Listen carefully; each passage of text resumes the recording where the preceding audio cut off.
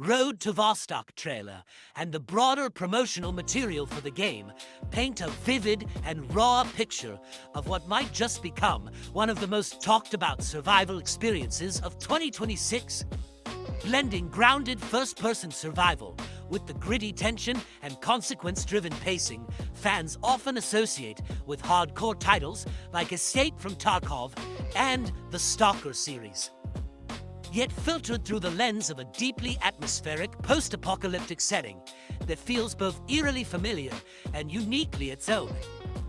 Set in a devastated border region between Finland and Russia, a no-man's land where society has collapsed into fragmented zones of abandonment, factional tension, and existential desperation.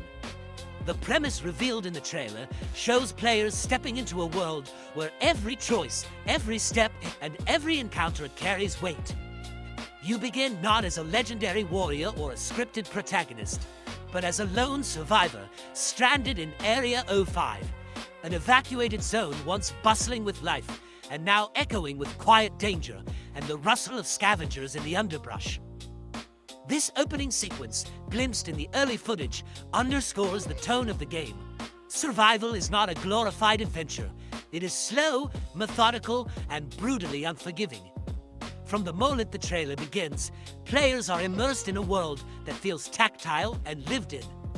The camera cuts between scenes of abandoned cottages, frostbitten forests, and forgotten industrial outposts, with the kind of quiet reverence that suggests these spaces were once homes, now reclaimed by nature and the ghosts of fallen civilization. You're not just battling monsters, you're maneuvering around the remnants of human life, where every building might hold a few precious supplies or a deadly ambush. The trailer emphasizes this juxtaposition clearly.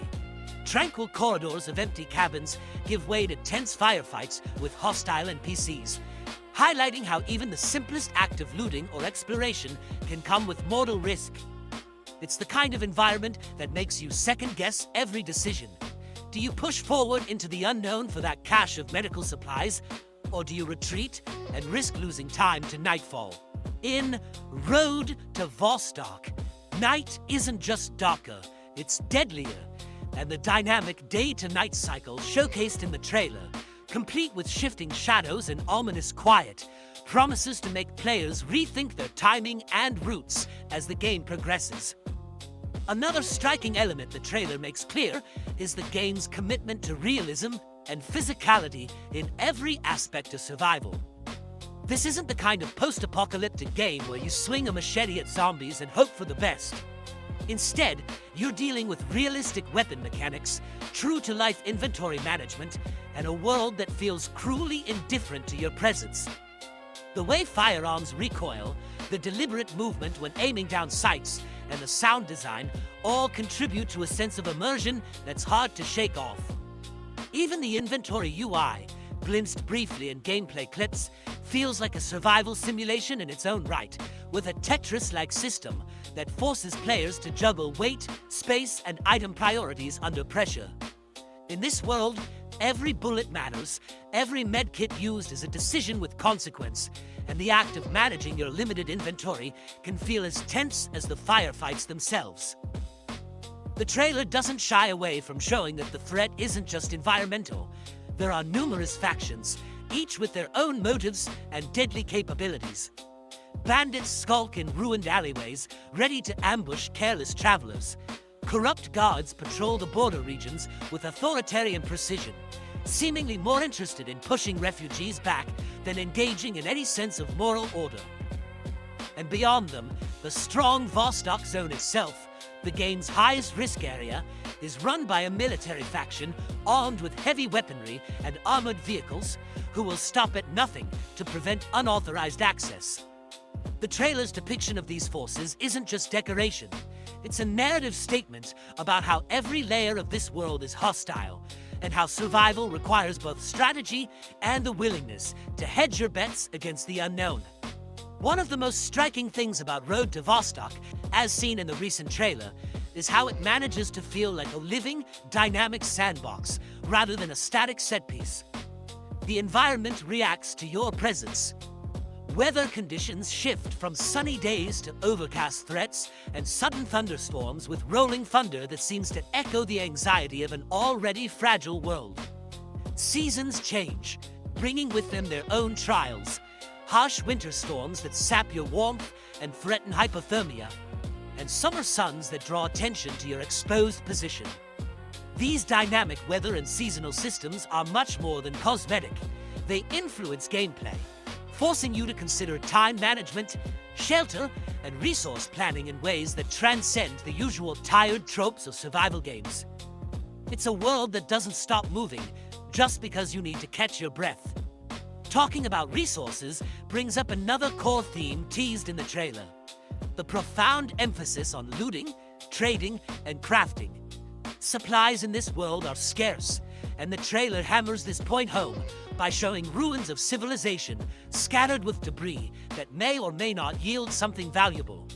Whether it's medical items, tools, electronics, weapons, or even clothing suitable for harsh climates, everything had to be scavenged, often at great risk.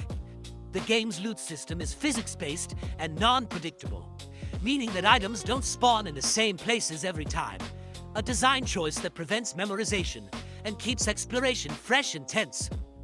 You might return to a familiar cabin only to find that the supplies you once counted on are gone, replaced by weathered emptiness or a lurking threat. This kind of unpredictability, replicated in every demo update and teased in the trailer, ensures that no two playthroughs feel exactly the same, and that survival is a story you craft through decisions rather than a checklist you complete. Progress in Road to Vostok isn't handed to you. The trailer clearly shows that you need to build up your equipment, curate your supplies, and prepare meticulously before even attempting to cross the border deeper into Vostok. This isn't a safe journey. The Vostok zone is defined as a permadeath zone, meaning that if you die there, you lose everything you're carrying. A dramatic risk and reward mechanic that raises every decision's stakes. Die in the early parts of Area 05 or the border zone, and you might simply lose your gear and have to re-equip. Die in Vostok, and you lose it all. The loot, the weapons, the supplies, everything. The trailer's brief glimpses of tense firefights in that zone underscore how much the game leans into investing players in their own survival narrative. Because nothing feels quite as impactful as losing hours of careful planning in a single misstep. What's equally compelling, and something the trailer hints at without explicitly stating, is the emotional toll of this kind of gameplay.